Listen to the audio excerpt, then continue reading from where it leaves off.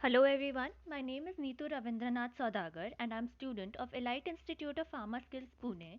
First of all, I would like to thank the institute for providing me this opportunity to talk about the topic and giving me this confidence towards further study. Special thanks to Archana ma'am for being so encouraging and doing everything for keeping us motivated throughout our program.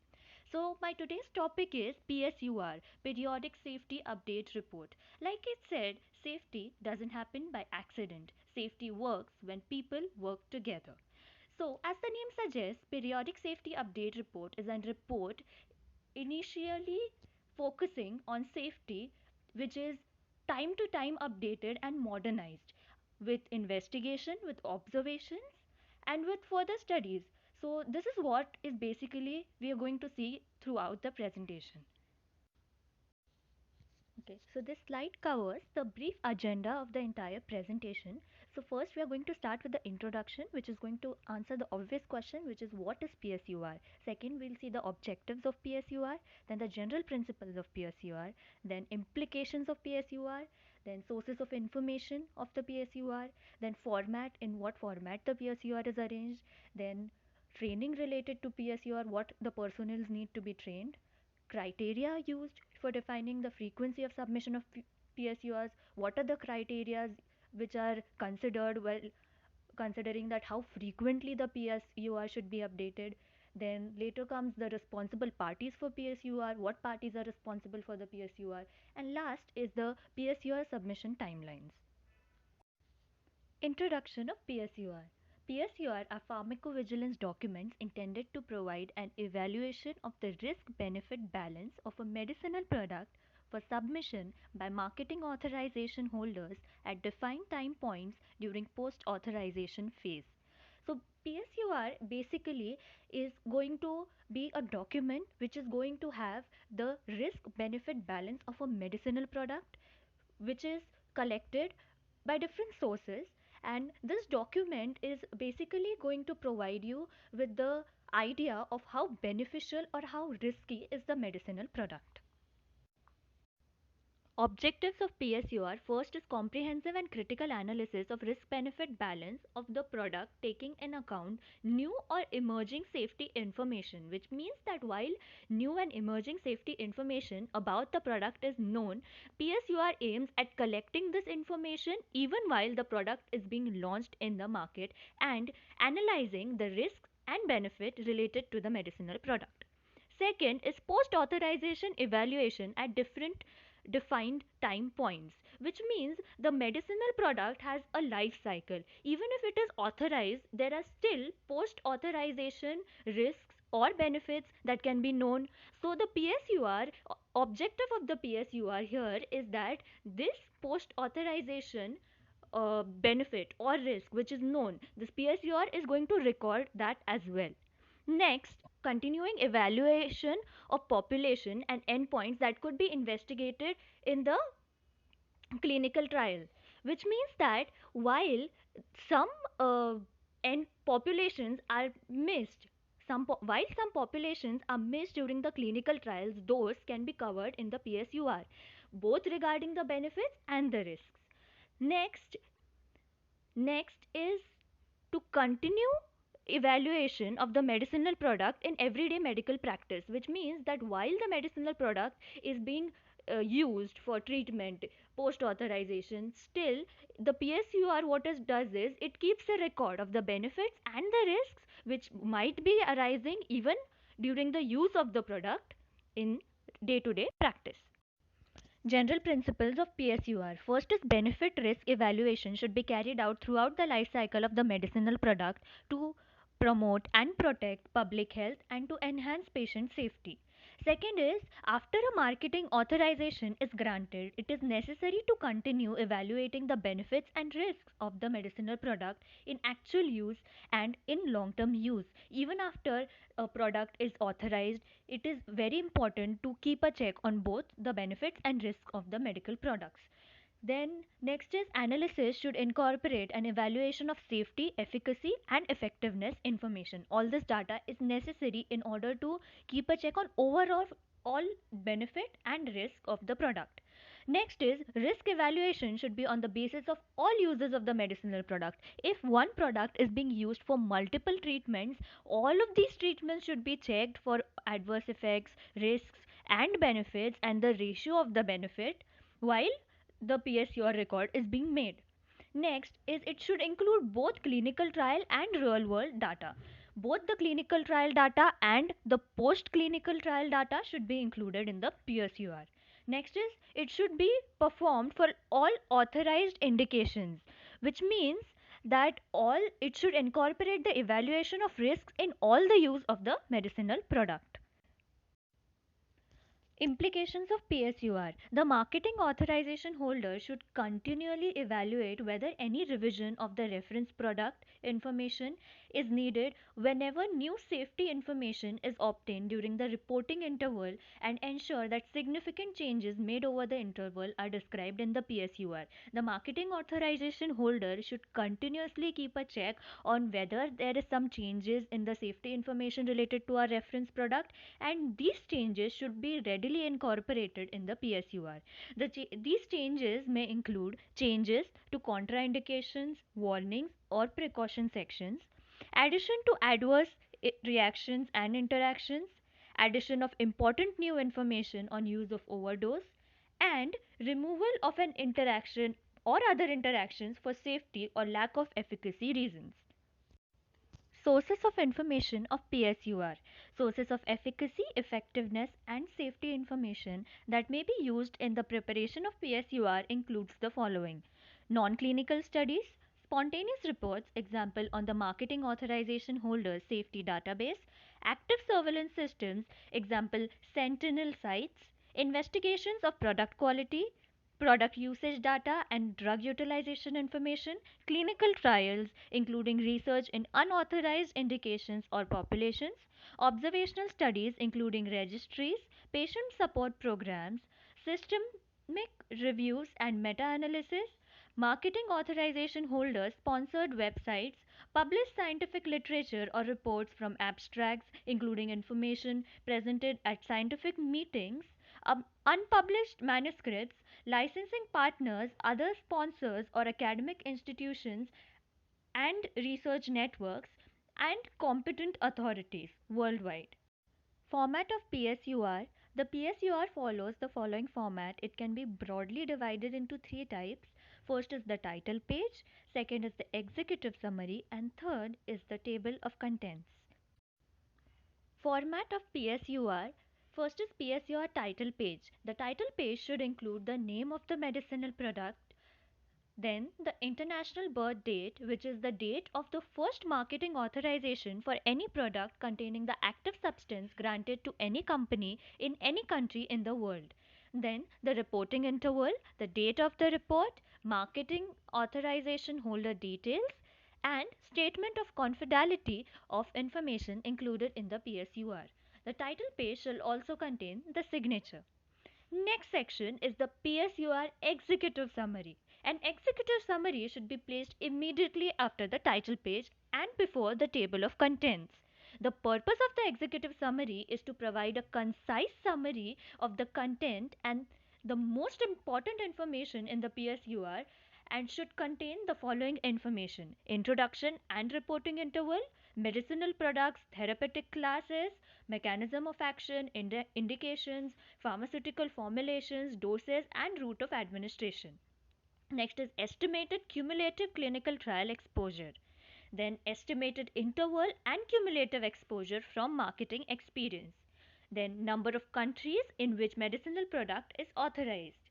Then summary of the overall benefit risk analysis evaluation, and actions taken and proposed for safety reasons, and it should be then concluded.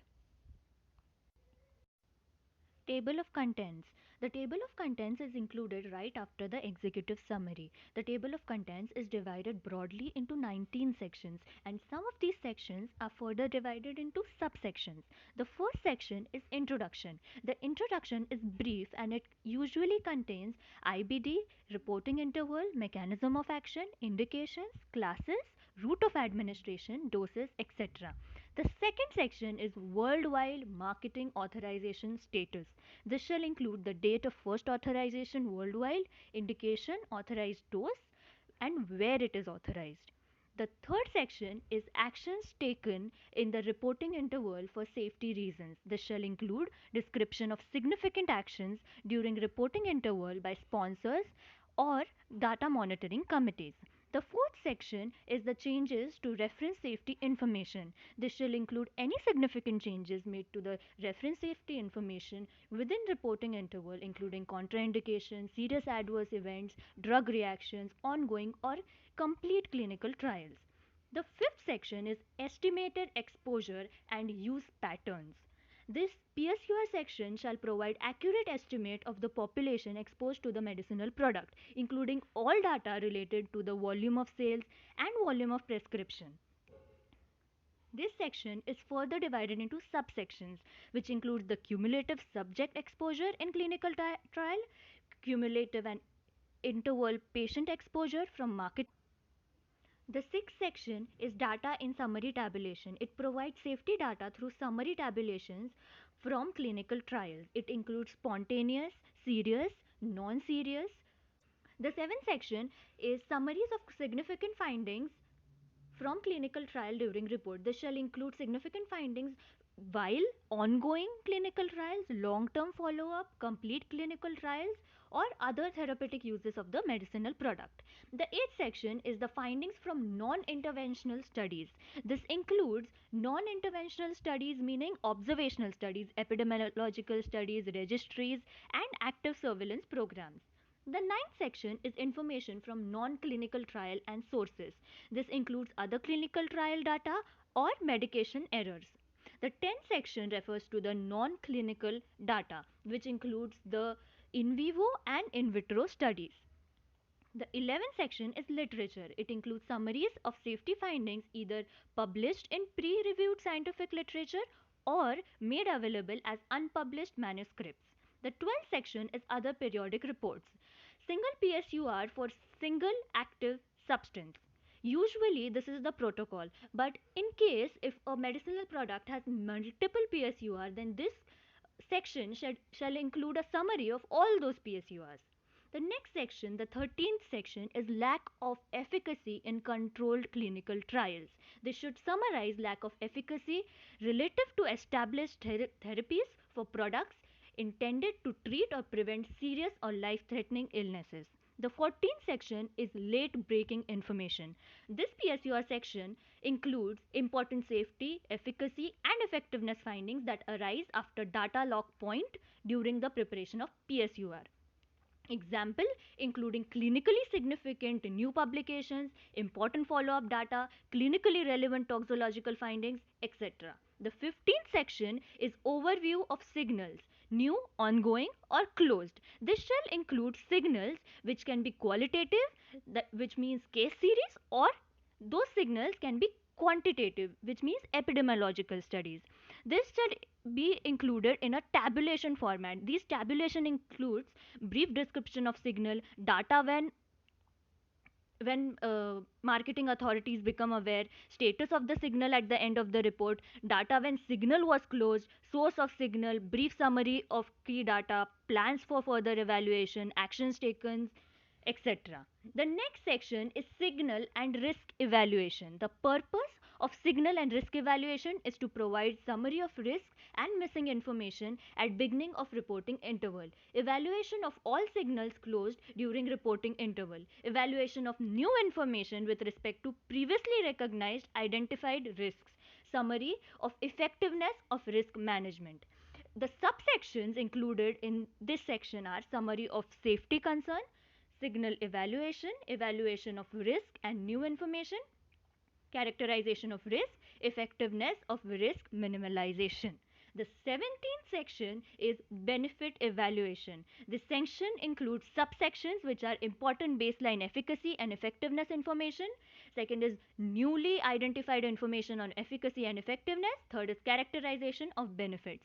The next section, the 18th section, includes integrated benefit risk analysis for authorized indication, which further has subsections including benefit risk context, medical need and important alteration, benefit risk analysis, evaluation. The 19th section is conclusion. The conclusion must include preliminary proposals to optimize or to further evaluate the risk benefit balance for further discussion.